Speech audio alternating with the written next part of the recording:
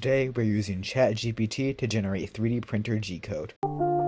Okay, so here we are inside of ChatGPT, and we're just going to type out create, actually we're going to do generate a G-code to print a, let's start with simple, let's just do a square on a 3D printer.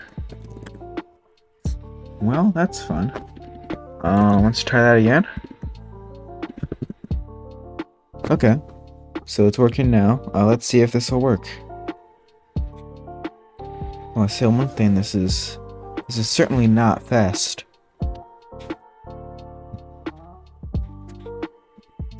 Okay, here we go. This is a pretty short G-code. I'm assuming this is going to be a 2D square, just a single layer.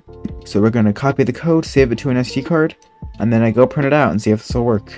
Alright, so here's one of my 3D printers. This is a mostly stock Ender 3 Pro other than the set Santa fan duct. And we are just going to print the file directly off of the SD card. This is the exact file ChatGPT produced. I just put it on an SD card and sent it to print. So let's see what it prints, if it prints anything. Okay, it's doing something. Oh, this went up and then right back down.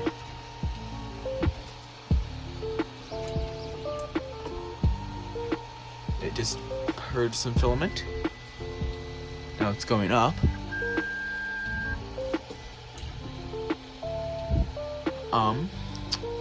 Not what I was going for. It did make the motion of a square. I will give it that. But let's try that again and see if we can get it to actually print out something.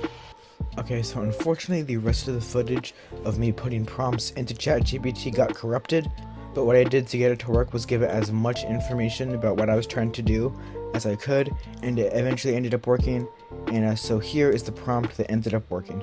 This is the 4th G-code, and this one also did not include an auto home command, so I will do that myself. Okay, now it is home. So we will press print from card and ChatGPT 4. Well, that was fast.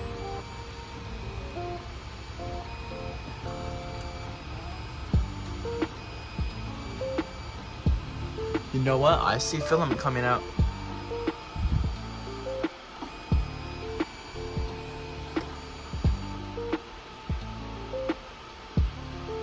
Is that it? Alright, let's disable the steppers. Let's not disable the steppers. We're going to move the Z-axis up 10 millimeters. And then we're going to disable the steppers. And I think this has worked. Look at that. So it's incredibly sloppy and weird. I'll put some close-ups. But it actually printed something on the build plate that mildly resembles a square. So I did notice I put 25 by 20 millimeters instead of 25 by 25, but I mean, it kind of worked actually. And now we're going to try to get a full 3D cube instead of just a 2D square on the build plate. So what I've done is I've typed up a file here, and it's the exact same original prompt, other than it's now 25 by 25 millimeters instead of 20 by 20 millimeters, and it is listed to print a cube instead of a square. So let's see what this will give me.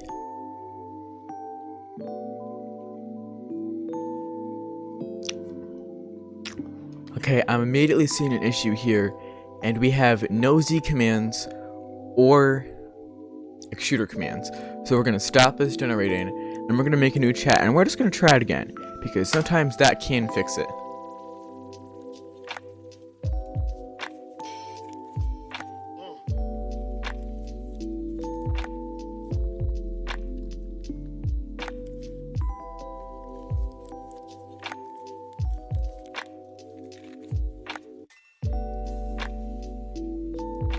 This is quite the sizable file here.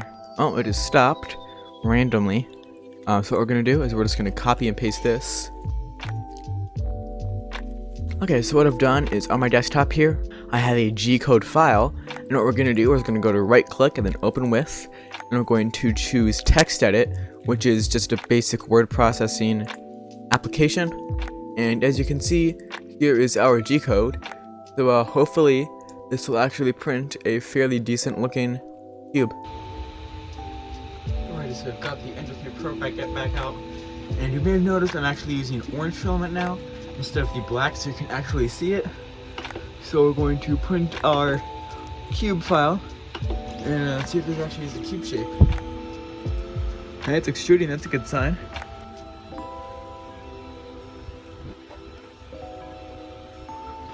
It's looking somewhat 3D, more 3D than the last one.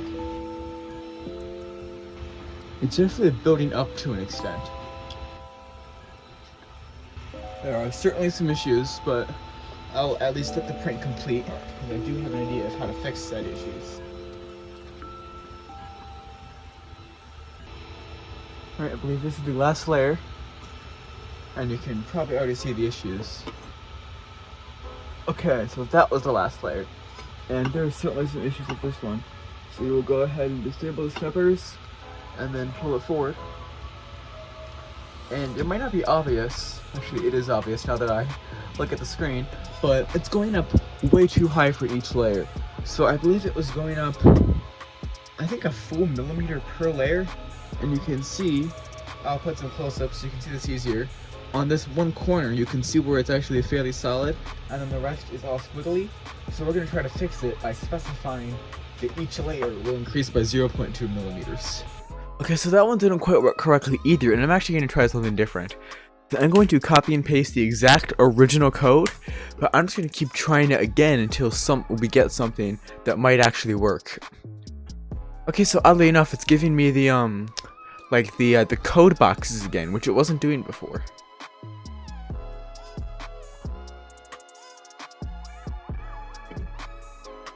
Okay, so I can tell that it only mentions the corners 4 times, which means this will only print out the basic square.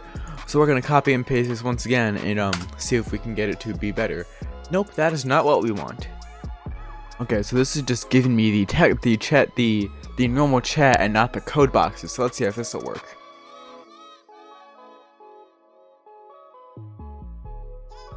Looks like it's using a layer height of 0.5, which I suppose I am okay with. I have used that layer height before, and I do notice it is extruding a lot of filament per layer, so this could potentially work.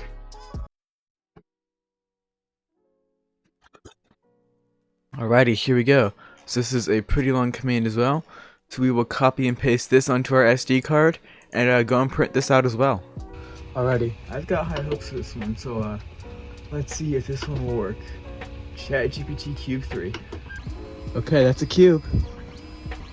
Ooh, that's a bad noise. Oh no. Oh no, that's not good. The print itself isn't looking terrible though. Let's disable the steppers and move this forward. That's actually not terrible. So I'm not gonna say it's good. It's still far from good. And I'll put some more close-ups on screen. But I actually think it turned out somewhat decent compared to the other one. So can you use ChatGPT as a slicer to create 3D files for your 3D printer? Well, technically yes, but would I recommend it? Definitely not. It cannot do very complex geometries, and when it ends up printing, it doesn't even look that great. But that's going to be about it for this video. If you enjoyed it, like and subscribe, and I will see you in the next video.